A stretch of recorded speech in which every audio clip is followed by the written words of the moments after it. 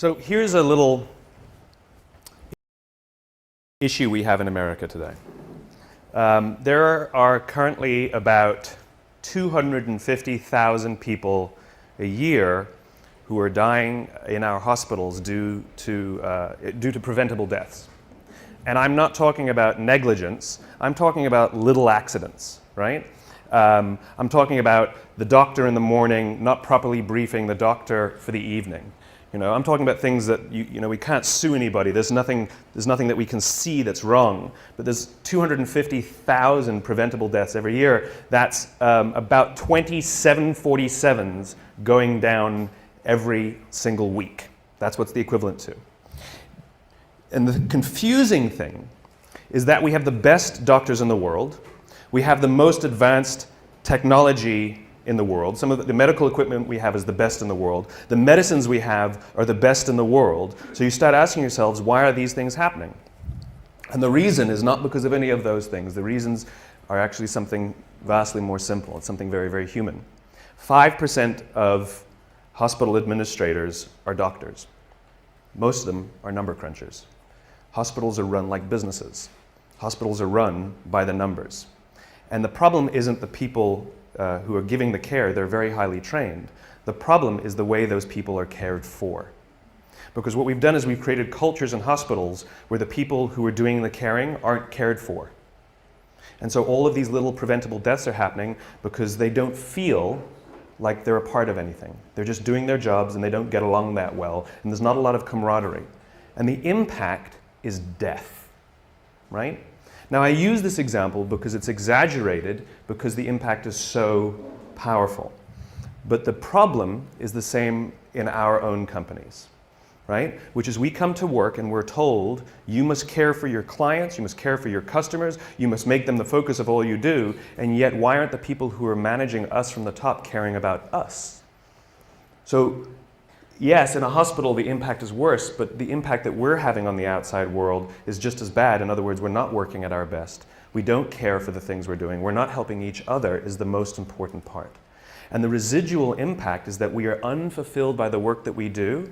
And when we're unfulfilled by the work that we do, we focus on the details. And when we focus on the details, we retract from each other. When we retract from each other, we feel lonely. And when we feel lonely, cancer goes up, heart disease goes up, diabetes goes up. In other words, by going to work, we're killing ourselves. Literally. There's another study that was released not that long ago that says that parents who work late, the negative impact that it has on their children is little to none. They may feel guilty as parents, but the negative impact that it has on the raising of their children is little to none. However, parents who come home from jobs they hate or don't love, their kids are more likely to be bullies at school. And now you think about the bullying epidemic we have in America, right? Where there's this disturbing number of young children who are killing themselves, suicides, because of bullies. The problem is not the schools. And the problem isn't even the parenting. The problem is the jobs the parents have. This is the importance and this is the power of the work that we do and the places we go to work, right? Most of us, like when you listen to the unemployment statistics, they say, we're all-time high, record high, 9 to 10% unemployment, right? And people go, oh my God, that's terrible. And I hear that number and I go, well, that means 91% still have a job. Right? Now granted, we want to get that employment number up, but that means 91% are still going to work. The question is how many of them are coming home fulfilled by the work that they do and how many of them are waking up inspired to go back to work the next day. If we don't love our works, we don't look out for each other, and if we don't look out for each other, we feel lonely. If we don't feel lonely, all these negative things happen. So what example can I share with a creative audience about how to change this? The United States Marine Corps. I had the great honor last week of spending a week with the Marines. I spent a couple days at Camp Lejeune, and then I went for a few days to Paris Island to watch them go through boot camp. And this is it's a remarkable, remarkable human experiment that they're doing. And even though they know what works, they don't know why it works, but they don't need to know why because they know that it works, right? But what's happening is they're taking a group of strangers, people who don't know each other, who are showing up, and within a very, very short period of time, learn to trust each other so much that they would give their lives for each other. right? And we know, everyone, sort of anyone who's ever worn a uniform knows that no one runs into battle for God and country. It doesn't happen. It's for the guy to the left of me and the guy to the right of me. That's the reason they do what they do, right? And these sort of remarkable stories of heroism where people rush into very, very dangerous situations to save others. And they always ask the question, why did you do it? Why would you risk your life? Why would you put yourself at risk for them? And the answer is always the same, because they would do it for me. In other words, what gives them the confidence to put themselves at great risk is the knowledge that someone would do the same for them. We would put ourselves at great risk for our companies if we knew that our companies would put themselves at great risk for us. But they don't. So we don't.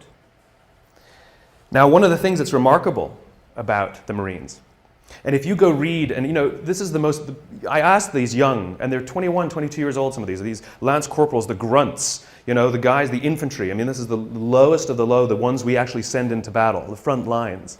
And I asked them, are you misunderstood in America? And they said, yes, unanimously, they all nodded. I said, what do people think of you? And one stood up and says, they think we're baby killers.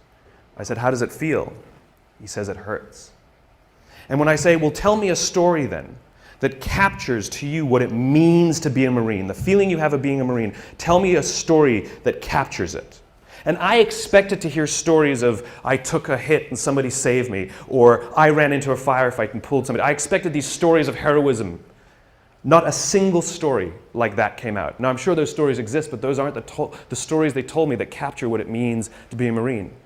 One of the stories they told me was a young boy in Afghanistan who would come around every morning and sell kebabs to the Marines. And then one day he showed up and he was all beaten up. And he didn't go to his parents for help and he didn't go to his friends to help. He came to the Marines for help because he trusted them more than anyone else.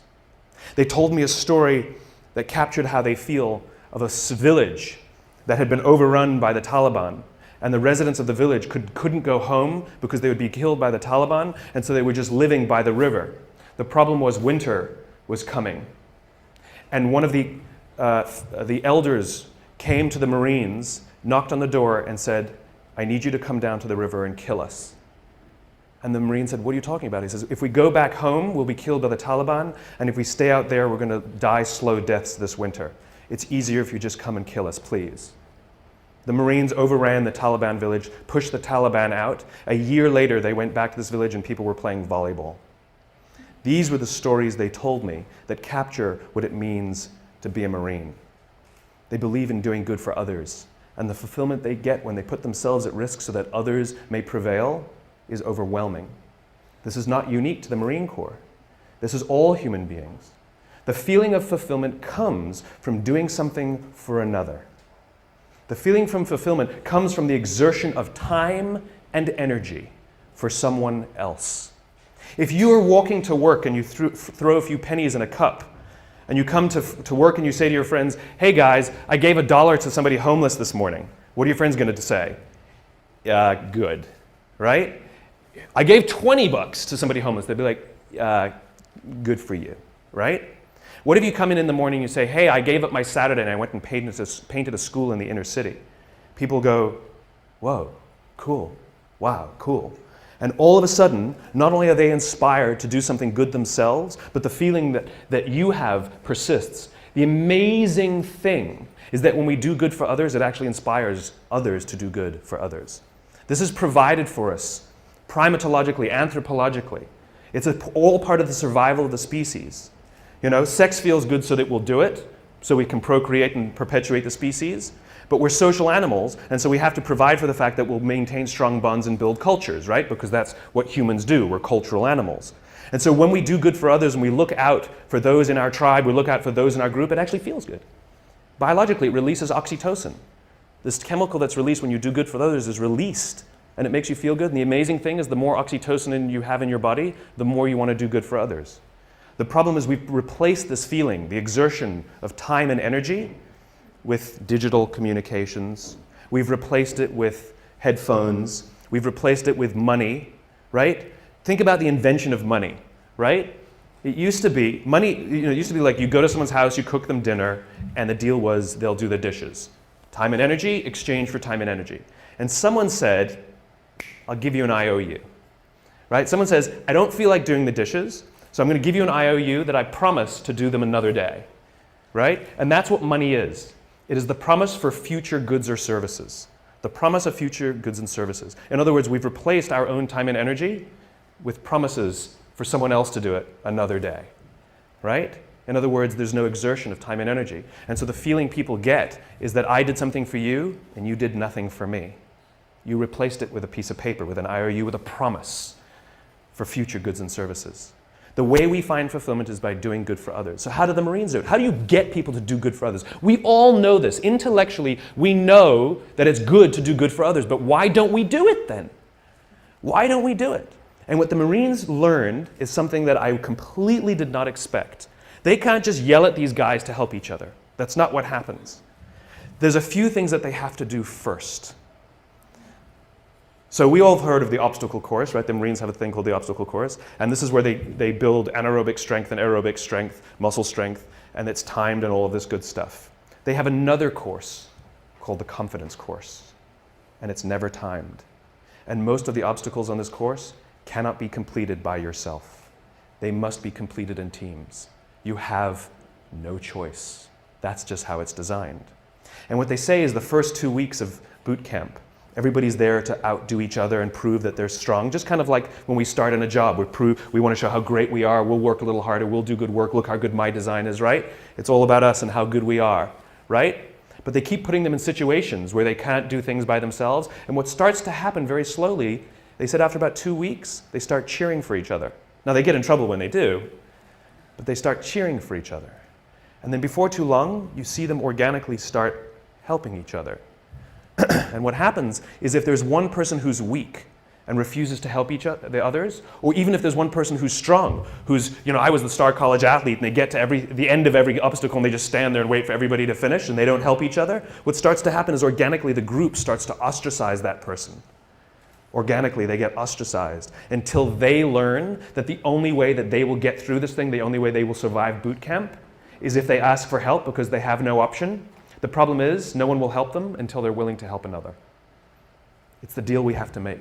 It's called vulnerability and risk. We have to take the risk to make ourselves vulnerable. Yes, you might do something for someone else and they may not do something back for you. That's the risk you run. That's the risk you run. It's not about giving everything to them and sort of huge, big, overwhelming risk. It's about little things and little things. It's like going on a date, right? It's like if I went on a date with somebody, and I came home and I said, after one date, I said, I'm marrying her. And people are like, what are you, nuts? I'd be like, I'm in love. They're like, but this is crazy. I'm like, I know, I'm in love, She feels the same way. We both know it's nuts, right? Now you know that you're going to be like, go on a couple more dates, right? We know instinctively that the strong bond that needs to be created first takes more than a week, right? We know that, right? But if I've been dating somebody for 7 years and we haven't, married, you'd be like, dude, what is wrong, right? In other words, we know that it takes more than 7 days and we know that it takes less than 7 years. The problem is, we don't know how long it takes. It's somewhere in the middle. All human bonds are the same. Like when you show up at work, when you show up for the first time, when you're new, don't expect that people will look out for you and they won't expect you to look out for them in 7 days. It won't happen. But if you've been working at a job for a few years and you don't have the absolute confidence that if you turn your back you will not get stabbed, you can rely on somebody, you can give them something, nothing will go wrong, you will share the credit, no one will throw you under the bus. If you don't have that in a few years, something's wrong. Something's wrong. I don't know how long it takes, but I know that's more than a week and I know it's less than 7 years. And the Marines fundamentally understand that before anyone is willing to put themselves out for another, they have to have self-confidence. Real self-confidence. You have to be confident in yourself and your own ability before you're willing to help another. If you're insecure at all about your own ability, it's sort of a paradox, right? How can I overcome my confidence, my self-confidence? And we all have ego issues at all times, we all do, right? But if I'm not confident in myself, I won't help another. It's a paradox because then we need someone to look out for us before we're willing to help our peers, right? This is what management is supposed to do. The drill instructors, the school, they're there, our parents, they're there for one reason and one reason only, to help us feel strong and good about ourselves. But look at the way we talk to each other. Look, a budget's been cut. And so what do you get told? I need you guys to do more with less. Right? That's what we're told. Hey guys, I need you guys to do more with less. That's what we're told by our clients, by our bosses, by our parents. This is what we're told, right? That's like your parents telling you when you're young, I know you're stupid, figure it out. Right? You're not as smart as the other kids. What do you want me to do? Right? It's the exact same thing. I need you to do more with less. Right? What we need to be telling people is, I need you to do more with what you have. Right? You have capacity, you have strength, you have talent, you have ability. I need you to do more with what you have. We don't celebrate what we've got. We criticize for what we don't have. This is the responsibility of management, to take us under their wing and help us understand our own value to ourselves. Close your eyes and think back to high school. And think of that one teacher who took you under their wing and cared for you and looked after you and helped you realize that you are capable of more than you thought you were. And you probably are the person you are today in some part because of that person. Right? Do you have that name? What's the name? Tell me the name. Tell me the name of the teacher. Okay, give me the name. Okay, I can point to anybody and you can tell me that name. Now tell me the names of all the other teachers you had that day. Can't remember them, can you? This is the power of those who teach us confidence. We will literally carry their names around with us for the rest of our lives. Wouldn't you want to be that person? Wouldn't you want to be the person that 20 years from now, 30 years from now, 40 years from now, I can do this exercise with somebody and they will tell me your name? This is the power of helping others realize their own strengths. This is what management and leadership is supposed to be doing. They're supposed to be caring for us and helping us realize our own value. And by the way, if you have anybody who reports to you or works for you, your responsibility is not to make them meet the deadline. Your responsibility is not to make sure that they do as you say. Your responsibility is to make sure that they understand their own strengths, their own value, and that they are way, way more talented than they think they are. And the only way they will learn that is if you put them in situations in which they can fail. And you hold them and you support them and you give them talent and you give them skills and you give them education and you watch their backs, and if they fall over you encourage them to get back up, and if they fall over you encourage them to get back up, and if they fall over you encourage them to get back up until they figure it out themselves. It's called confidence.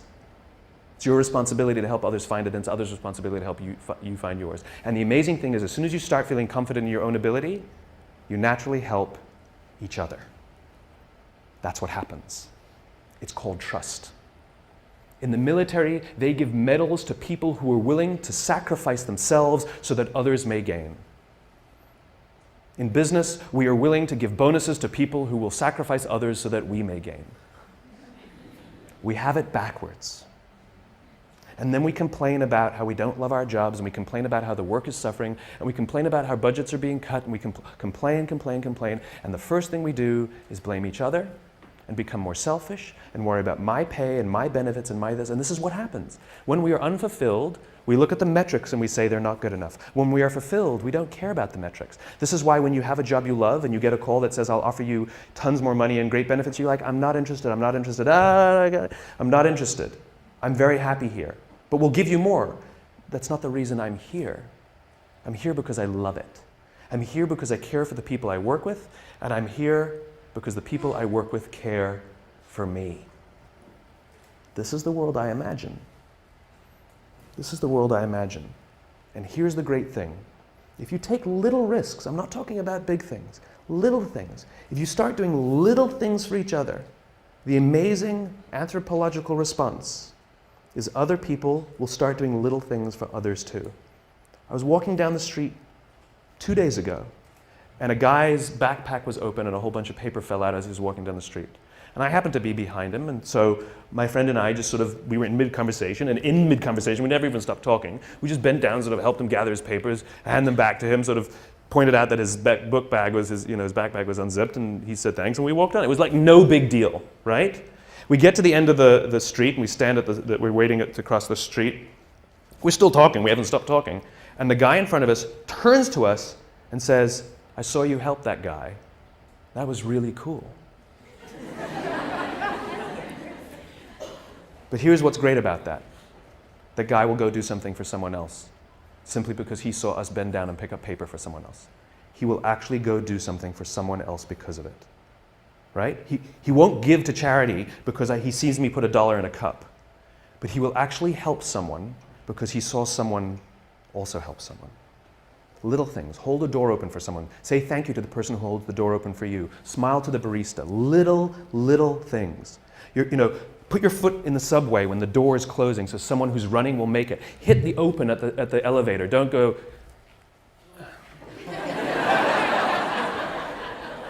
or pretend you didn't see. That's the best one.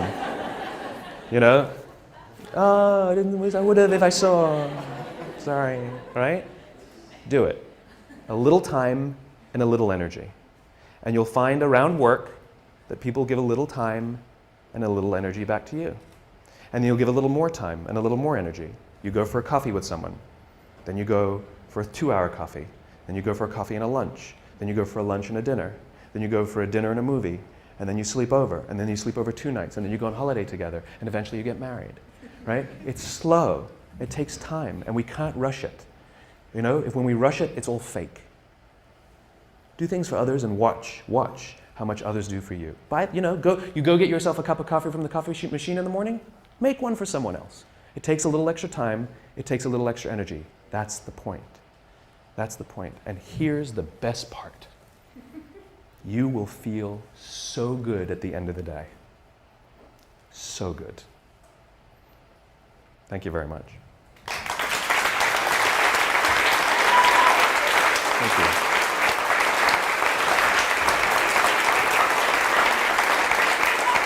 Thank you.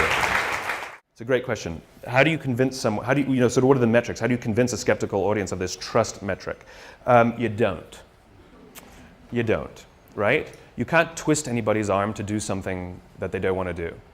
And, the law of diffusion, which I obey, as much as I can, which is you don't need the majority. You need those people who believe what you believe. In other words, when you do some nice things for people, they may not do something nice back because they may be, we live in a world in which you do something for somebody, they think you want something from them, right? That's unfortunately the society we've created. But that's the risk that we keep taking. I'm not saying you should keep doing it for somebody who keeps doing nothing and keeps sort of, crapping on you because of it. Then at some point you have to be like, all right, my bad, right? And you back off. I don't believe in helping everyone. I do not believe in it, right? This is not, let's do good for everyone on the planet. That's not what I'm talking about. Mother Teresa, who's the poster child for giving selflessly to all who need, at the end of her life started questioning the existence of God and, by the way, hated her life. Serious, okay? In other words, giving to others unabashedly is actually self-destructive. It doesn't help, right? And it's just like going on dates with people you don't like doesn't mean you'll eventually click and right? There's only one machine that I found that really accurately measures trust better than any other sort of metric. It's called the human being. It's really good at it, right? And so those feelings you get, trust them in one way or the other. It's the little risks, it's the butterflies, it's the unsure. It's the backwards and forwards, it's the dance, it's dating, it's the dance, it's the nerves. It's that. So if there are cynical bastards at your office who don't get it, ignore them. Don't worry about it, because eventually you'll get enough, and those people either come along or leave or be pushed out. Ostracized. Remember, when the group starts helping each other, they ostracize the ones who refuse to help, whether they're strong or whether they're weak. They get ostracized until they learn that they cannot survive without the help of others, and they learn that the only way others will help them is if they help the others, right? The order matters. The order matters. I just thought of something that sort of is pervasive in our sort of digital world. The order matters. Sort of speak honestly about what you want, right? If you are don't do things for people when you want something from them. Just ask them what you want from them. And I'll give you one little example. It's a funny little example. We've all received emails that go like this. Dear Simon. Well, you wouldn't get an email to Dear Simon, but I would. Dear, insert your name, right? Dear Simon, haven't seen you in years. Hope you're well. Congratulations on all you've been doing. It's really amazing. We should get coffee sometime. If you could do me a favor, if you could vote for me on this website, I'm hoping to win, some $1,000 prize for my design, blah, blah, blah. Hope you're well, talk to you soon. Kenny, right? We've all received an email like that. And how do we respond to it? Right? Now, what happens if you get the same email that goes like this? Dear Simon, I'm hoping you could vote for me on this website. I'm trying to win some $1,000 prize for my design. I haven't seen you in years. I hope you're really well. Congratulations on all that you've been doing. We should get a coffee sometime. Thanks, Kenny. Totally different. In other words, when we know why you're emailing and it comes first, it has a remarkable impact. We know that all those pleasantries are just buttering us up to get to what they want. Right? But if you come right out with what you want, we're actually very grateful for the pleasantries. Right? It's the same thing in human interaction. Don't give someone a cup of coffee if you need a favor back. Just ask them for the favor. It builds trust.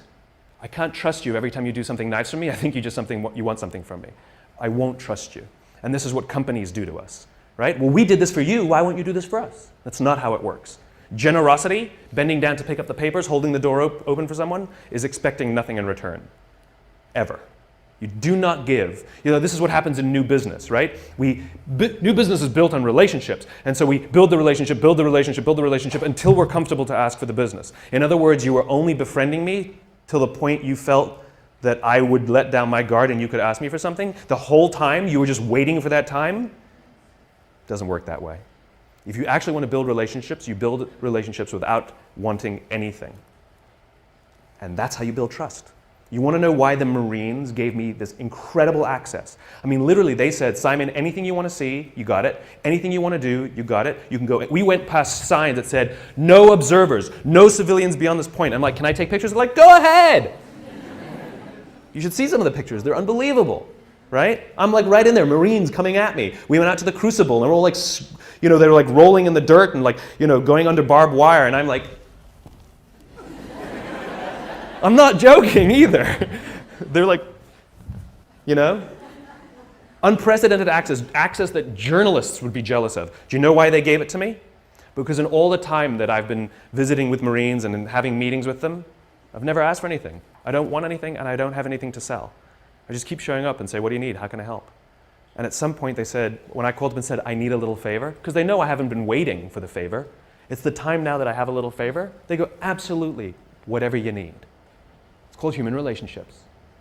Companies don't do business with companies. People do business with people. Your company didn't win IBM as a client. Somebody who likes somebody said, we'll hire you. And if they didn't like you, they're just, they're playing roulette. Well, we're betting that, this will work out. Those are the weak relationships. Yes? How do you deal with the boss who's a jerk or at least not getting it? The more we give, the more it inspires others to give. But the more selfish we are, the more others become selfish around us. And so those are organizations in which selfish behavior prevails. And so we see the residual effect, which is they make decisions that ultimately screw us. They destroy our economy because of their selfish behavior, right? We know this is what happens. Same in politics, right? And the answer is, don't worry about it. I know it sounds silly, and your first question is, do I talk about these things to them? I will talk to anyone who will listen, But I don't talk to people who don't want to listen. The good news is, there are some good eggs, and there are some of them who've had conversions, where they were the bastards who believed in firing people and screwing people to advance their careers, and something happens. I just met a guy recently who was a very senior executive at a very, very large company, and something happened, and he got hit in the head or something, and he realized, holy cow, I have to look after people, right? And they become obsessed with it, and they start sticking their necks out, and we just need those champions scattered around. And this is what I do. The more I spread this message, the more it's kind of like in the cartoons, sort of the Hall of Justice. The message goes out, and they all sort of wherever they are, they poke their heads up. It's that kind of thing. The more we talk about it, the more we put it in our work. Because don't forget, you're going to help someone who goes home feeling good, and their husband or their wife works in the bank. And they're going to talk how much about they love to, and that might inspire that person. You know, it has all of these residual impacts that we don't really know. This is the funny thing about the internet, which is we're so proud of the internet that we can measure everything. No, you can't. You can only measure one layer, right? So for example, you say, Simon, what's the impact you're having? I don't know is the answer, right? I know I know that it'll take more than a week and I know it'll take 7 years, but I don't know when it's going to happen and I don't know how it's going to get there, right? All I can do is do it, right? But I have no clue how or when.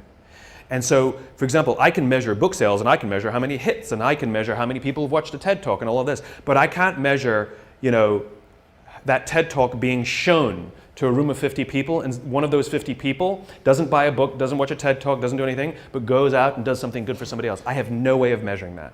And so we're so proud of the internet and its ability to measure everything, but we're measuring one layer where we used to measure no layers. It's like, you know, this is how people work. It's gossamer, you know, it's networked.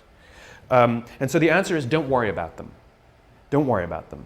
Worry about the people who you can care for, who you can give to, and when we reach a critical mass in society, it will tip, right? And if you don't believe me, the reason it is the way it is now is because it tipped the wrong way. There was no such thing as massive layoffs as business strategy prior to in the 1980s. It just wasn't done. It was done here and there, but it wasn't strategy.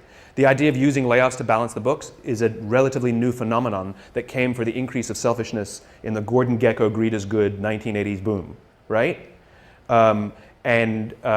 This was also the same exact period, the 1980s, where the theory of shareholder value was put forwards, right? Because they had all of these people buying large companies and installing professional managers to run the companies that they bought, that they invested in, and they had a problem, which is those professional managers were paid for by the company, and those professional managers cared for the employees and the customers. And so the investors said, how do we protect our investments? We've got an idea. We're going to give them equity in the company and bonus them based on the performance, right? And so the shift happened where the CEOs started caring more about the investors and stopped caring about the customers and the employees. Those were theories introduced by some Harvard professor in the 1980s. We can push it back the other way, right? We can push it back the other way. But we just have to, and there was just the other day, which company was it? One of the large banks where the shareholder, Citibank. Yeah, Citibank. The shareholders majority shareholders voted against a fat pay package. That's unprecedented. It has never happened, even in hard times, even when the company's doing this, the shareholders it's just sort of a cursory thing where they approve the $15 million bonus for the CEO. They voted against it.